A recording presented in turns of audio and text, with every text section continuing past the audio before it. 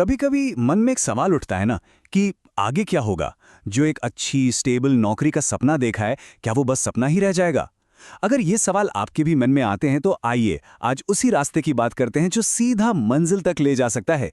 हाँ, एक सुरक्षित भविष्य की तलाश ये हम सभी के मन में होती है।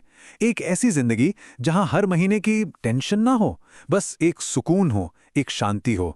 और जानते हैं, इस तलाश का जवाब अक्सर बस इन 3 शब्दों में छपा होता है। एक सरकारी नौकरी। ये सिर्फ एक जॉब नहीं है, ये एक वादा है, स्थायित्व का, सम्मान का।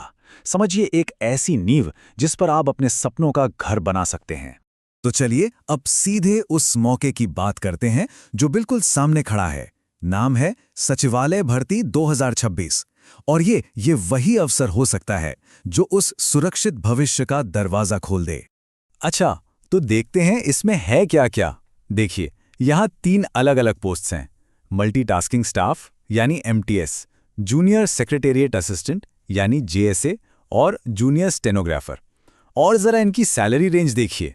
ये सिर्फ नंबर्स नहीं है, ये एक स्थिर बेहतर जिंदगी की तरफ पहला मजबूत कदम है।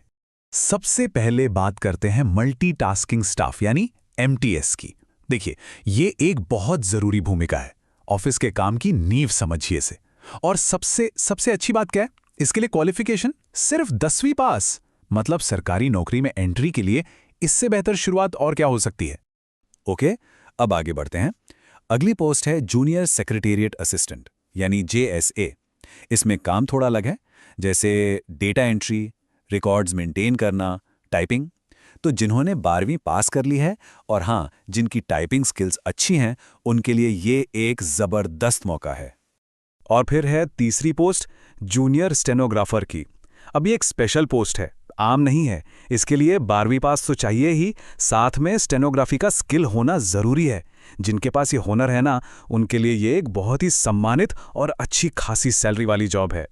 तो ठीक है, पोस्ट के बारे में तो जान लिया, पर अब मन में सवाल आ रहा होगा कि अप्लाई कर कौन सकता है और कैसे। चलिए इसको भी बिल्कुल आसान शब्दों में समझते हैं। एक बहुत अच्छी खबर यह है कि उम्र सीमा काफी लचीली रखी गई है। जनरल कैटेगरी के लिए ये 18 से 28 साल है, लेकिन OBC, SC, ST और PWD कैटेगरी के लिए उम्र में छूट भी दी गई है। तो एक बार चेक जरूर कीजिए, हो सकता है आप बिल्कुल फिट बैठ रहे हों। और सुनिए, एक और अच्छी खबर है एप्लीकेशन फीस को लेकर। जनरल और OBC के लिए फीस 500 रुपये है, ठीक है, लेकिन SC, ST, PWD और सभी महिला उम्मीदवारों के लिए कोई फीस नहीं है, बिल्कुल ज़ीरो। ये बहुत अच्छी बात है, इससे हर योग्य व्यक्ति को बराबर का मौका मिलता है। ओके, तो फॉर्म कैसे भरना है, कौन भर सकता है, ये सब क्लियर हो गया। लेकिन असली सवाल तो ये है कि सफलता तक पहुंचेंगे कैसे? क्या है सफलता का रास्ता? चलिए अब इस पे फोकस करते हैं। देखिए, रास्ता बिल्कुल साफ है, कोई कंफ्यूजन नहीं। पूरा प्रोसेस 4 स्टेप्स में है। स्टेप 1 लिखित परीक्षा, स्टेप 2 स्किल टेस्ट जो कि पोस्ट के हिसाब से होगा, स्टेप 3 डॉक्यूमेंट वेरिफिकेशन, मतलब आपके ओरिजिनल डॉक्यूमेंट्स चेक होंगे, और आखिर में step 4 final merit list. Simple, सब कुछ आपकी मेहनत पर निर्भर करेगा, बिल्कुल पारदर्शी प्रक्रिया है। तो फिर तैयारी कैसे करनी है? सुनिए, कुछ चीजें गांठ बांध लीजिए। पहला, पिछले साल के क्वेश्चन पेपर सॉल्व कीजिए। दूसरा, रोज मतलब डेली अपनी टाइपिंग या स्टेनो की स्पीड पर काम कीजिए। करंट अफेयर्स पर नजर रखिए और हाँ, मॉक टेस्ट जरूर दीजिए। यही है जीत का मंत्र। और एक बात हमेशा याद रखिएगा, ये सिर्फ सैलरी की बात नहीं है। इसके साथ जो फायदे मिलते हैं ना, जैसे DA, HRA, TA, मेडिकल सुविधाएं, PF, ये सब मिलकर इसको एक जॉब से कई ज्यादा बना देते हैं। ये पूरी जिंदगी के लिए एक सिक्योरिटी ब्लैंकेट है, एक सुरक्षा कवच। तो देखिए, सारी जानकारी अब आपके सामने है, मौका भी है और रास्ता भी बिल्कुल साफ दिख रहा है। अब बस कदम बढ़ाने की देरी है, क्योंकि हमारा भविष्य हमारे आज के लिए गए फैसलों से ही बनता है।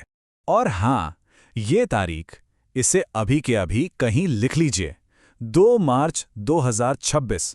ये सिर्फ एक तारीख नहीं है, ये आपके सपनों को सच करने की डेडलाइन है। इसे मिस नहीं करना है, बिल्कुल भी नहीं। एक आखिरी बात हमेशा याद रखिएगा, सही जानकारी और सच्ची मेहनत से आप अपनी किस्मत खुद लिख सकते हैं। किस्मत किसी के लिखने का इंतजार नहीं करती। ये मौका आपका है, इसे हाथ से मत जाने दीजिएगा।